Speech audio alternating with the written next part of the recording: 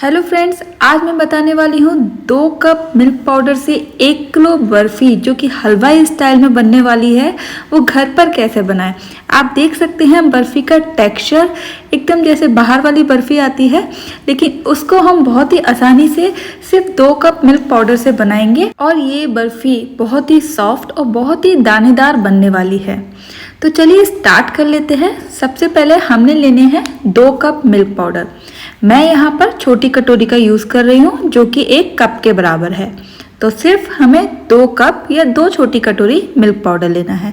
इसमें हम 2 से 3 चम्मच घी यानी कि शुद्ध घी इसके अंदर मिलाएंगे। इसको मिलाने का फ़ायदा है कि आपकी जो बर्फ़ी बनेगी वो दानेदार बनेगी।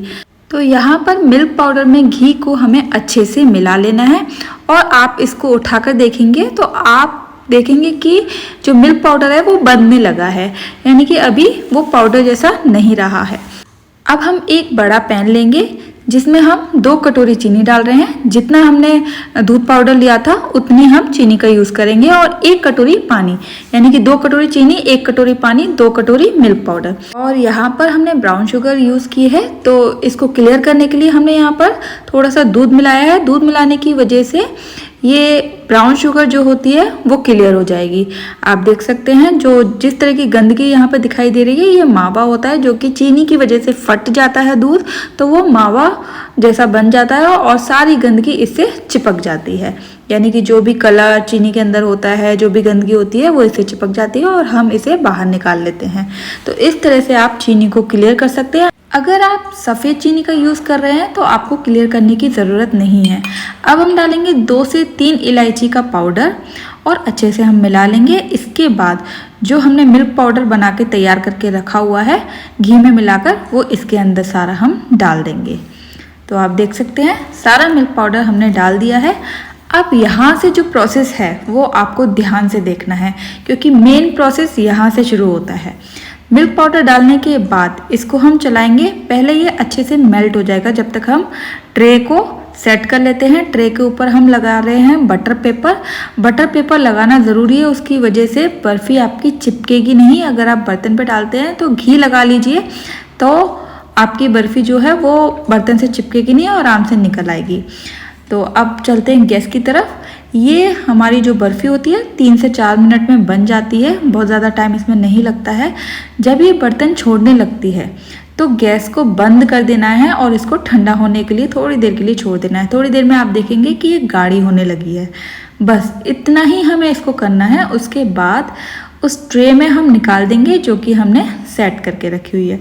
आप इसका जो कंसिस्टेंसी है वो ध्यान से देख लीजिए। ये रिबन कंसिस्टेंसी की बनी है। यहाँ पर आपको बहुत ही इंपॉर्टेंट चीज़ का ध्यान रखना है। जो चाशनी बनेगी हमारी वो 1 तार की चाशनी बनानी है हमें। मैंने आपको पहले भी दिखाया है इस वीडियो के बीच में, आप देखिए ध्यान से कि मैं जो चम्मच से तार दिखा रही हूँ वो 1 तार की चाशनी है।